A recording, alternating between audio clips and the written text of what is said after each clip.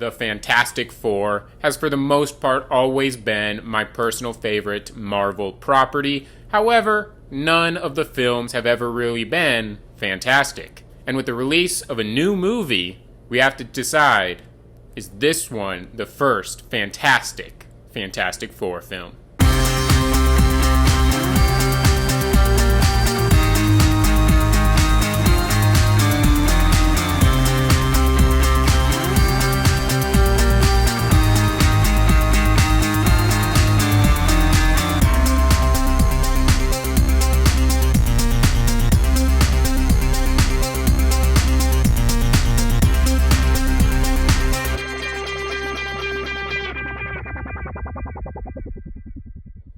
Welcome to my channel where I will document my journey into becoming your comic book movie historian. I try to cover everything from the weird and obscure to the direct-to-video to the major blockbusters, from the prehistoric black and white serials to the most recent releases. If the source material comes from the page of a comic book, it's fair game for my channel. And the latest release was the Fantastic Four First Steps. This was my second most anticipated movie of the year. Third place wasn't even close. But sadly, I wasn't able to see it opening weekend. You know, life kind of gets in the way and you get a little busy.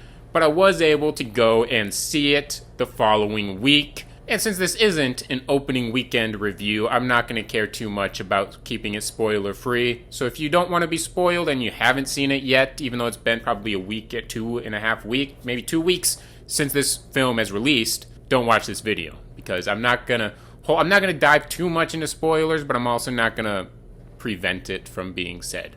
The Fantastic Four has had a very rocky production history through the decades, to put it lightly. After the utter failure of the 2015 film, Fox was looking for a new direction to take the franchise. They had an idea from screenwriter Seth Grahame-Smith, who's mostly known for Pride and Prejudice and Zombies and Abraham Lincoln Vampire Hunter. The idea took inspiration from the Ultimate Fantastic Four line of comics, which, if you are unaware, takes place in Marvel's Ultimate Universe, which is separate from their 616 universe. And the film was going to focus on Franklin and Valeria Richards with Ben and Johnny, rather than Sue and Reed Richards with Ben and Johnny. And it was going to be geared more towards kids and was described as sort of a live-action Incredibles. And to be fair, The Incredibles is very much a almost Fantastic Four-like film. On the other hand, they also had another project that they were considering, which was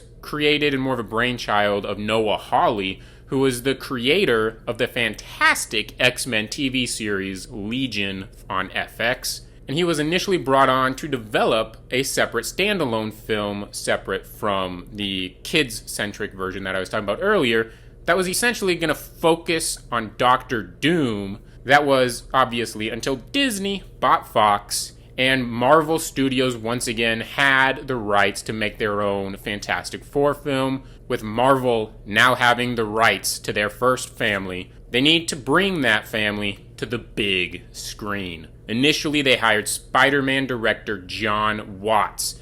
However, after No Way Home, he decided to step down to focus on some smaller, non-superhero projects. Eventually, they settled on Matt Shakman, the director of WandaVision. Now that we have the boring production history out of the way, I will briefly discuss my personal history and my connection to Marvel's first family. Most people my age who were born in the very late 90s became Marvel fans because of projects like Sam Raimi's Spider-Man and the OG X-Men movies. In my case, the movie that made me a Marvel fan, even though I had seen those previously, the one that really made me a Marvel fan was Tim Story's Fantastic Four. Don't get me wrong, as an adult, it doesn't hold up as well as those other movies that I mentioned, but as a kid, I could not get enough of this film. Plus, I also had a DVD of the cartoon Fantastic Four World's Greatest Heroes, which was an underseen cartoon from the early 2000s that I loved. I never really got to watch it on TV, actually. I pretty much just had a DVD that had a select few episodes, but I would watch those episodes all the time. And honestly, I still think in concept, it is the perfect superhero team. It's extremely simple in its structure. We have one character that represents the heart, one character that represents the brain, one character that represents the humanity, and one character that brings the charisma. So in that sense, it is very simplistically put together, but Stan Lee and Jack Kirby really bring that simplicity and make it awesome. Now let's get on to the actual reason you guys probably clicked on this video. Let's talk about the Fantastic Four first steps. First, let's look at the cast. We have Vanessa Kirby as Sue Storm, aka the Invisible Woman, aka the heart of the team. And Vanessa is easily the standout performance of the core four here. She very much is the heart of the team, and she brings this very maternal energy to a movie that is essentially about motherhood and family. And she brings that maternal energy, and because of that, you do get a very big emotional payoff towards the end. You have Pedro Pascal as Reed Richards, aka Mr. Fantastic, aka the brains of the team. And Pedro gives a great individual performance. He does a great job playing an emotionally distant genius, or maybe more accurately, an emotionally suppressive genius rather than emotionally distant, because it's more he uses his projects to hide himself and escape from the emotions that he feels. However, and I feel like this might be a hot take, and this is kind of an issue I have through most of it's really like the only issue I have with this film, which we'll get into. I don't think he really has much chemistry with the rest of the team. And then we have Ebon Moss-Bachrach as Ben Grimm, aka The Thing, aka the humanity of the team, which seems a little weird because he's the one that looks the least human, but that's exactly what makes him the most human, is because it's something that everybody can relate to. Almost everybody in the entire world has at one point in their life looked into the mirror and thought they looked ugly as shit today. And that's what Ben Grimm's whole emotional arc and his whole idea of Ben Grimm kind of centers around. And that's why he kind of brings the relatability into the team and the humanity into the team. That being said, they never really explore a lot of that. You get some glimpses here and there. And this is I have two criticisms, and goes on to my second criticism in the sense, it feels like there's a scene missing. For him to go where he is at the beginning, meeting this Natasha Lyonne character, to where he is visiting her at the end of the movie, I just feel like there's a scene missing in terms of the Thing's character development. He doesn't really have any, but it feels like they intended for him to have some. Now, 3 out of these main four of the Fantastic Four give great performances. However, I never really feel like they have the chemistry required to drive home the family theme that this movie is trying to portray. Now on to what might be an unpopular take. We have Joseph Quinn as Johnny Storm, aka the Human Torch, aka the Riz of the team. I can't believe I just said that. Now, the Human Torch has always been weirdly one of my favorite superheroes, primarily because I just think he's a fun superhero. He's one of my favorite just fun superheroes to read, plus just interesting in the fact that the Human Torch was like the first Marvel superhero. Like, I know Namor's first appearance was in the same issue, but like the Human Torch might be Marvel's first superhero. Granted, it was an android version, it wasn't Johnny Storm. But I just think the whole history of the Human Torch I find interesting in that. But in terms of this film, I like the story direction of the character, and I like the writing of the character. But I don't like the direction of the performance of the character. It's a little confusing because primarily I just don't think he ever has that show-stealing charisma that I feel like Johnny Storm needs. And it has nothing to do with them trying to subdue some of the womanizer aspects, because they have enough lines in there where you can buy into it. And besides that, Star-Lord in Infinity War is not the main character, but he still provides show-stealing charisma, even though he's not trying to sleep with everybody. So you can still have that show-stealing charisma that Johnny Storm needs without doing a full-blown womanizer thing like Chris Evans did. And I do think Joseph Quinn is able to do that and is able to have that charisma, because there are moments where it shines through here and there, but overall it feels like he was directed to be a little more subdued on the charisma. So it just makes it to where my least favorite aspect of the film is also my favorite part and favorite hero and favorite member of the Fantastic Four. There is an exception. When he's in scenes with the Silver Surfer, primarily the scene when they're on Galactus' ship and he's flying alongside Silver Surfer and having a conversation with her, as well as when Silver Surfer comes to New York more towards the end. This is my favorite scene in the entire movie.